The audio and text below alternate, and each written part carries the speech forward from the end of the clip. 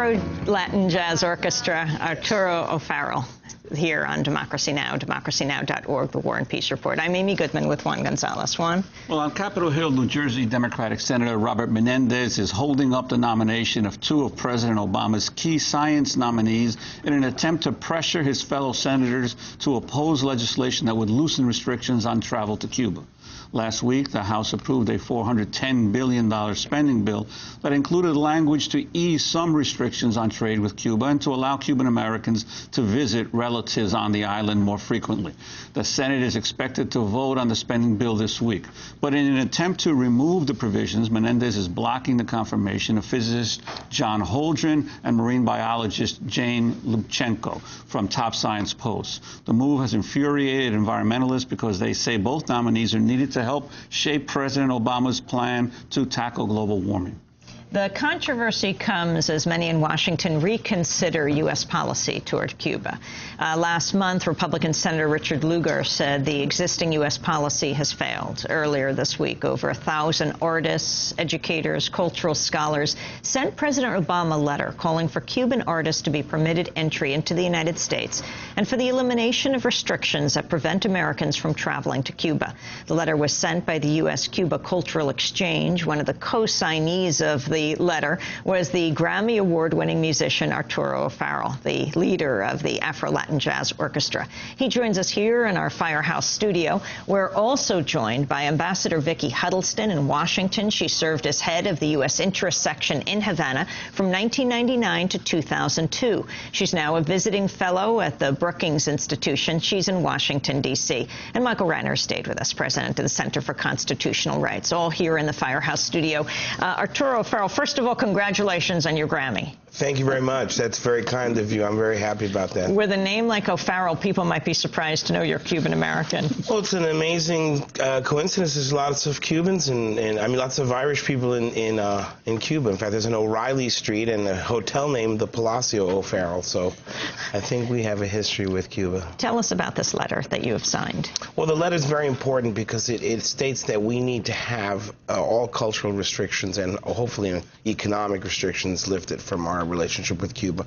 We act like Cuba is some sort of nuclear biological threat, and really it's insane. It's completely insane because what it is, it's a place from which we draw sustenance. The history of our music, the history of our culture, our food, our dance is richly infused with the flavor of Cuba. And for us to be denied access to this source of cultural sustenance is absolutely insane. And furthermore, to have install economic hardship on these people who are so poverty-stricken is positively criminal. It has nothing to do with ideology or politics. Really, it has nothing to do with socialism or communism or capitalism or whatever ism you would like to believe in. It has to do with the fact that we are holding on to an ancient battle that makes no sense, and we're preventing ourselves from accessing great artists and from sending our top artists into Cuba. It's absolutely insane. And so I was happy to sign the letter, to be a part of this, to be able to come here this morning and speak on behalf of our Cuban friends. And the impact on families, on Cuban-American families, and this, because it seems that depending on which administration there is in Washington, there is more or less access by families to travel back and forth to see mothers, grandparents, children on a more regular basis. Well, I mean, all I can think about is my mom, who I keep in touch with every day. I talk to her every day. I see her once or twice a week, and she's a major part of my life, warts and all. We all have mothers. I mean, we need them in our lives. We all have sons, daughters, wives, cousins, brothers, and the emotional impact, and I see it on my friends because I have many, many Cuban expatriate friends, and I see the impact on their lives and the huge gap in their understanding of existence that occurs because they don't have access to those whom they love. That's insane. And to limit it to this license or that license or this particular, it just is crazy. The unrestricted travel by Cuban family members, that's 101. That we should just have that right away. I want to turn for a moment to comments that Senator Obama made before he was president about Cuba. It was last May he was running for president. There are no better ambassadors for the freedom of the Cuban people than Cuban Americans. And that's why I have said that I will immediately allow unlimited family travel and remittances to the island. It's time to let Cuban Americans see their mothers and their fathers, their sisters and their brothers. It's time to let Cuban American money make their families less dependent on the Castro regime. That is a commitment that I'm making right here. I will maintain the embargo. It provides us with leverage to present. So don't be confused about this. I will maintain the embargo. It provides us with the leverage to present the regime with a clear choice. If you take significant steps towards democracy, beginning with the freeing of all political prisoners, we will take steps to begin normalizing relations. That's the way to bring about real change in Cuba, through strong, smart, principled diplomacy.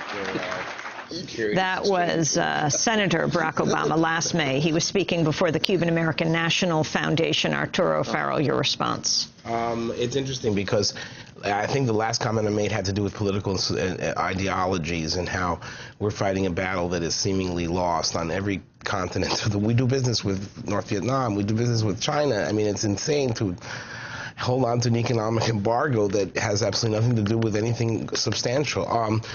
I respect Obama. I'm very proud of the fact that he's our president, and he has a lot of issues on his table. They're huge, they're demanding, and they represent a threat. I mean, the real safety and sustenance of our economy and the physical well-being of our people.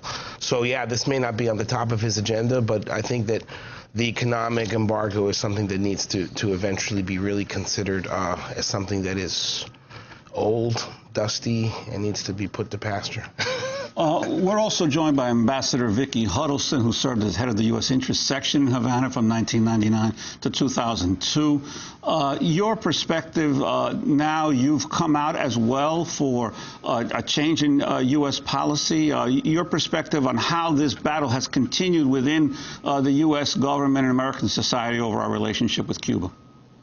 Well, I think President Obama said it very well, that he is going to allow travel of Cuban Americans and remittances from Cuban Americans. At the same time, President Obama could go further should he wish, because it's within the executive authority of the president to reinstate the regulations on travel that were in existence during the Clinton administration and, in fact, during the first part of the Bush administration. So he could go back to people-to-people travel for purposes of culture, humanitarian, education, and that would be a great way to begin. And then I noticed that Amy was talking about Cubans coming up to the United States, Arturo too, and that's fairly easy to do as well.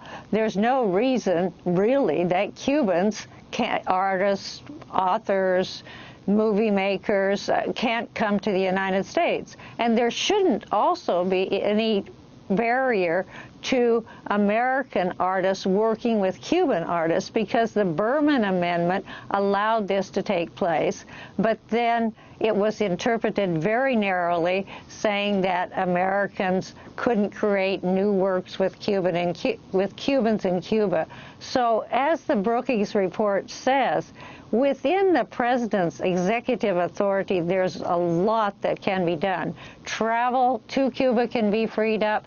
Travel from Cuba can be freed up, and a lot more interaction can take place between artists, between cultural institutions, and between families, of course. Ambassador Huddleston, isn't this a big change for you? I mean, you started under Clinton at the Cuba intersection. Under George W. Bush, the embargo is strong as ever, and now you're calling for a loosening of the restrictions. Well, I learned a lot while I was in Cuba.